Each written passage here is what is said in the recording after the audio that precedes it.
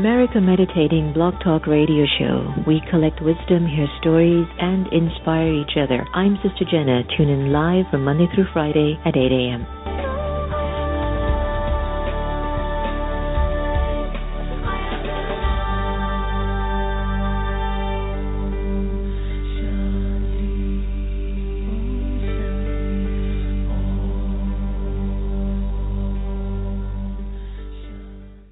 Hello, this is Kristen Hoffman, and it is with great love, joy, pleasure, and spirit that I am listening to America Meditating Radio Show. Hi, my name is Misty Crutchfield with Gandhi's Bee Magazine, an online magazine designed to raise awareness and inspire people about all of the amazing things happening in the world, as well as all the challenging things that can help us raise awareness so we can make a difference in the world and be the change. One of my inspirations is sister-jenna and America Meditating Radio. I listen, you should too.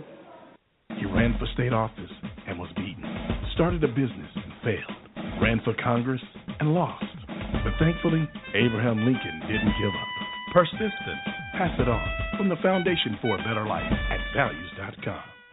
Hello and welcome to America Meditating Radio. I'm your host, Sister Jenna. We're broadcasting from the beautiful Meditation Museum. I attended the EWG Gala last night with Senator Boxer and Chris Carr, and I have to tell you, things are changing, my friends. We are really trying to fix the stuff that we have done, and it's great that if each of us just contributes. I know that sometimes we can be critical, and even I might find myself forgetting my role.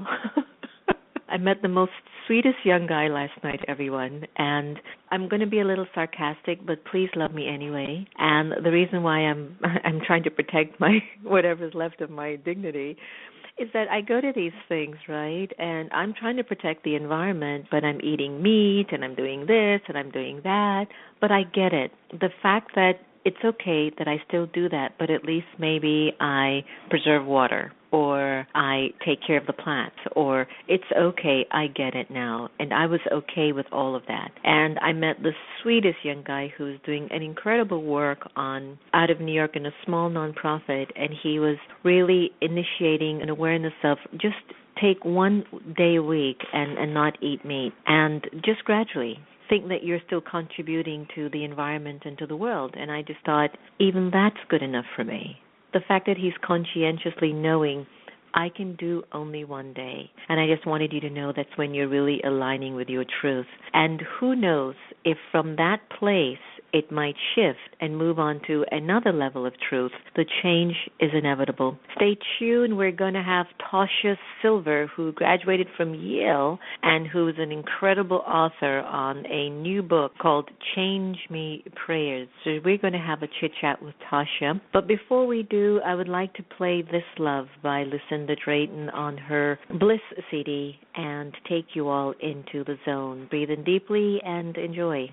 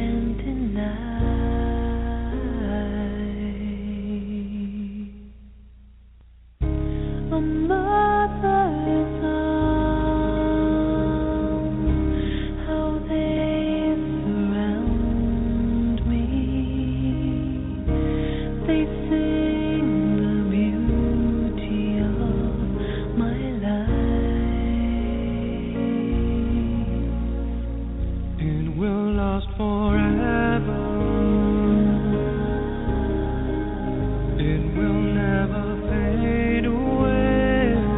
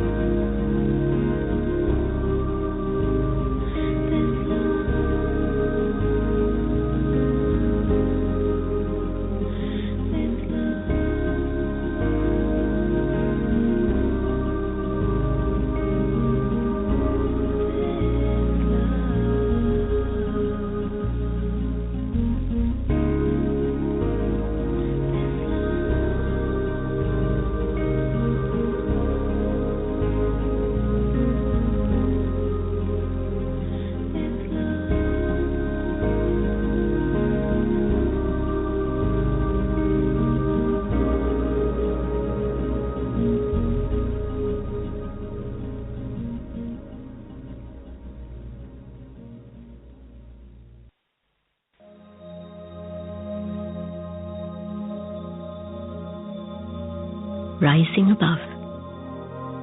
Taking just a minute, I imagine stepping into a hot air balloon. The balloon slowly lifting up into the blue sky. Looking down, I see the picture of my life. Any problems seem so small. I take this moment to enjoy silence, peace, and to rest my mind.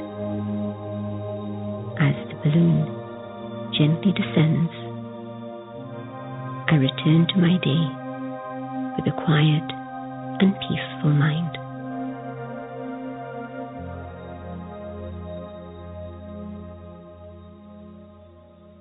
Welcome back, my friends. That was Rising Above on Just a Minute by B.K. Jayanti Kirpalani. And I hope you enjoyed the track by Bliss called This Love. You're listening to America Meditating Radio, broadcasting live from the Meditation Museum in the nation's capital. We want to turn the lines to our lovely Sister Geeta and have her do a special reading on us. What do you have for us today, sis? Good day. Trusting we're all acting out the role of being companion of God.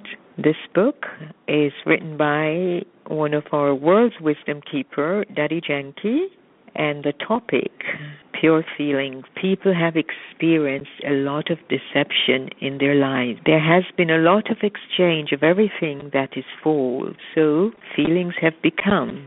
It has been destroyed. It is why some people have stopped feeling altogether and have rejected the world. However, when a soul starts receiving something from God, the heart opens up. So let us start receiving something from God and have pure feelings. Let us experience what pure feelings are. Let us have trust in each other and faith in ourselves. Let us learn to love ourselves. Let us therefore take from God and give to others. When we have very powerful good wishes for others, good feelings for others, those good feelings reach them. We can help each other through the power of our good feeling. Deep in my heart, there is just this one feeling, just as I have received so much from God. May all God's children receive the same from their Father, the Supreme, the highest, benevolent, merciful, always loving. This is your Father's qualities. Om Shanti.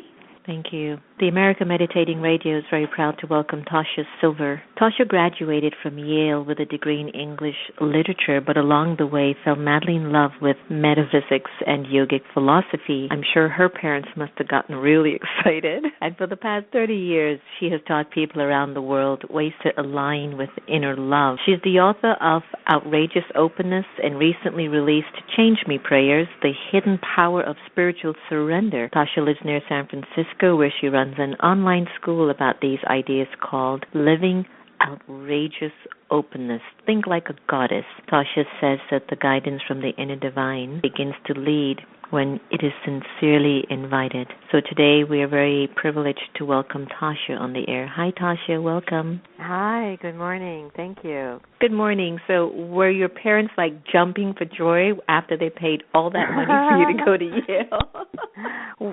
Well, my father, who thought I was going to go to law school, was definitely not very happy. But my mom is, I think she kind of had an innate understanding about something inside. She had sort of always taught us to really listen on the inside in our own way. So I think from the beginning she understood. It's kind of I'd say mixed reviews on my decision. I could just see your father going, that's all your fault. That's all your Pretty fault. much, actually. I think you're psychically channeling my family right now. I sure am. All right, Tosha, we're really glad that you could join us today, and I know that your teachings, center around a much-needed power called love, and also love for the divine. Could you share with our listeners, Tosha, what's the divine, and why has the soul of Tosha emerged in really allowing her life's purpose to be around this particular subject? Well, to me, I think to keep it out of denominational religions, I just see the divine as that source of love that's inside of everybody. And regardless of what orientation they have, or even if they consider themselves an atheist, they still can feel that connection to. Practically everybody has had the experience of loving a thing or loving a someone, and that energy to me is the divine on the inside. And I would say, actually, the core of the teachings is really about how to surrender to that energy, as opposed to giving it a list of things that are wanted. Or, I often think that the purpose of both books, and I think why they struck such a chord with so many people, is because a great deal in the culture is about how do you use the universe to get what you want. Even if you're focusing spiritually, these are the prayers I want because this is what I want to have happen, or even just that focus in general. And it really turns it on its head. I was seeing very little contemporary writing about how do you actually surrender, not to an external form, but to that force of love inside you. So both books are very much about that. How do you build a relationship to this inner force of love and then allow it to use us, as opposed to that more common utilitarian focus of, well, how can I use the universe to get the following list of things I want? Yeah, I appreciate that, and I'm totally agreeing with what you just shared, because I think unknown to us, we were holding on to a lot of stories that perhaps are no longer useful. So the question is, how do I open myself up, and how do I actually surrender to a story that I feel now perhaps is just better for me in a sense, or more in alignment with the experience that I'm carrying as of today. So when you talk about surrender, could you share with us some of the benefits as to when a soul surrenders, especially to the divine? Well, again, because I'm thinking of it not as surrendering to, an external punishing force or anything like that, that it's a surrender into this enormous force of love on the inside that really has the most exalted plan for each person. That's one of the basic ideas in Outrageous Openness, the first book, is that there is an exalted plan for each person that the ego often can never figure out through its list of desires. And I partly was coming to that because I had so many experiences over the years when I was giving individual sessions with people, of many people who got all their personal desires. They found the perfect partner, they got the house they'd always wanted, they had great career success, and they truly were still not happy. So that began to show me pretty clearly that desires alone aren't going to fill that ache on the inside. Even the greatest partner can't fill that. But that surrender into love,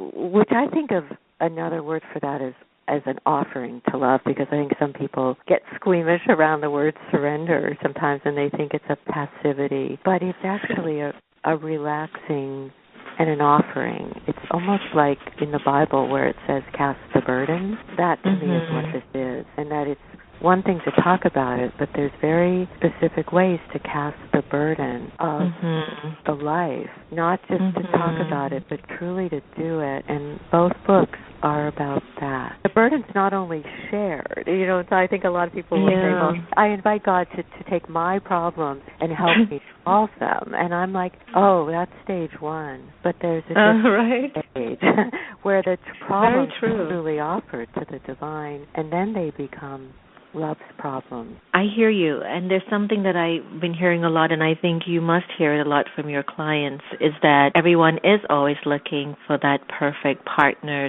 to fit, or to complete that void. And I think historically we have observed it's not happened. And I think that the perfect partner that we might be calling for is an amplified state of our own self, in a completed self, and perhaps something connected to the divine that we need to amplify within ourselves, and then whoever comes to us in our amplified state are actually basically supporting the work that I've already done. Does that make sense to you? That's exactly it. I would agree 100%. I mean, in a sense, you could say one of the most basic spiritual ideas is that the outside reflects the inside. And so when that focus on the integration is happening on the inside, as if really nothing can come on the outside that you don't feel worthy of on the inside. So I think it's true that to me, the true partner, regardless of whether you're looking for one, you could care less about the topic, you're with one, the true partner is the friend on the inside, always. Well, you just touched me on that point. Nothing can come from the outside that I'm not worthy of on the inside. Woo. Facebook, tweet, send that out to the world. That is so true. It's so true, yeah. And I think it's often left out of the discussion, which is what causes so much pain. Or someone will say, well, I'm focusing on this and focusing on this. But I think if the energy is put towards that inner beloved, that's a lot of the work I'm doing, is helping. I no longer do personal sessions with people, but I run this school, Living Outrageous Openness, online, and so much of the focus is teaching people how to connect to that inner beloved so that you have that going all the time, regardless of whether there's someone on the outside or not. Tell our listeners a little bit about the Living Outrageous School online, and what could someone expect if they were to sign up to become a student of the school? It's set up in a way, I think right now there's 450 people in it from all over the world. It's got a weekly phone call with me, and then there's a private Facebook community where people are really working on a very practical level with how to let this inner love take the lead. And then I come onto the private Facebook group as well and then do the weekly calls. And it's been going for about a year now. And it was really set up because, again, can be such a disconnect between knowing these ideas sound good, like let God or offer all to the divine, but it's a very different story to deeply live it, especially in a culture that's always saying, go get it, make it happen, do more. What if somebody else takes yours? It's a very competitively based culture, and even many people who meditate and have done spiritual things have found themselves falling into those thinking traps because they're just what we're taught since birth. So this is a very intentional online community and school for everybody's helping each other live on a really practical level these ideas and, discussions around how do you do this with money? How do you do this with you need to move to a new home? All the basics. How do you do it when you're raising kids where everything is offered love and you learn to really act from the intuition and how the divine shows itself in your inner voice in a very practical way. I know there's a lot of people that meditate very well, and then the minute the meditation's over, they're back to anxiety and worry. As I'm sure you've seen that. And that's why I am not a supporter of the emptying your mind meditation. I think we are now being ushered through to let me percolate the right thoughts in my mind so as I'm living, I don't shake so much. Yeah, and I think that can be true for sure. And then the other side of it is whether the divine is consciously invited when non-meditation is happening. Because then I think everything becomes meditation. Mm-hmm. Like you can be standing in line at Walgreens, and if you're saying to the divine, all right, I'm offering this to you, is anything going on today that I need to offer back to you? The whole standing in line at Walgreens becomes a meditation. It's kind of interesting. Correct. Congratulations on the release of your new book, Change Me Prayers. I know you mentioned it a little bit. And the fact that the hidden power of spiritual surrender is really the main focus. Please tell us a little bit about it and what is the hidden power of spiritual surrender. I know you touched on it, but I haven't gotten a chance to read the book yet, but I'm looking forward to do that. Where is it going to take us? Because I feel like it's a book about, and I could only speculate here, it's a book about I, the soul, and the soul's relationship with God, and trusting that relationship and watching how that will flourish and how that makes my life flourish. Am I on the right track? Yeah, I would say that's sort of a baseline of it. And more specifically, the reason the book is called Change Me Prayers is because it came out of, I got thousands of letters from the first book, Outrageous Openness, and what people were saying is, okay, this is really exciting, this idea of letting the divine take the lead. However, on a day-to-day level, I'll have something happen like, we've all seen this. Like one woman wrote to me once and she goes, but I have a terrible problem with procrastination. And no matter how much I'm inviting the divine to take the lead, I still procrastinate, or I still am scared of not having enough money, or whatever somebody's individual issue is. So what I started playing with, because this is just how I live my own life, that you can really do direct prayers to the divine that say, let me become somebody who's free of procrastination. Allow me to always do what I need to do next. Or that there could be a very direct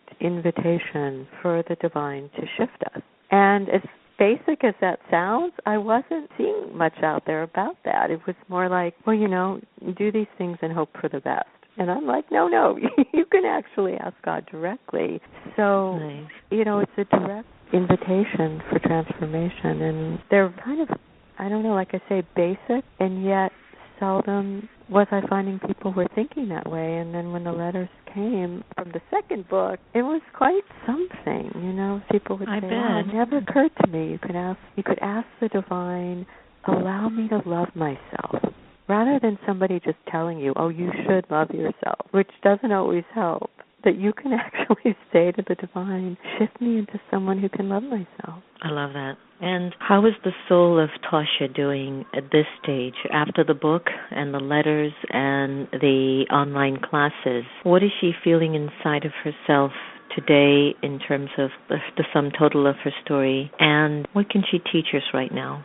Well, I would say at the moment, I say that the more I do this work, the more I write about it, the more I teach about it, the more I'm pretty much just in right now. And I'm sure I'm not the first person to talk about that, but the focus has started to just become gratitude for right now and letting go of the story from the past, which starts to get boring after a while, I think, for anybody. And I love you saying that. They're very helpful for that. Like, so, again, somebody will say, well, how do I let go of that story from the past? I built a whole identity on it. And and again, to me, that's a change me prayer. You can say, free me from this story that you and I are both tired of, God. It's like, free me from that story. And let me be in the now, filled with gratitude. And then that takes care of the future. So I would say that's a very simple focus.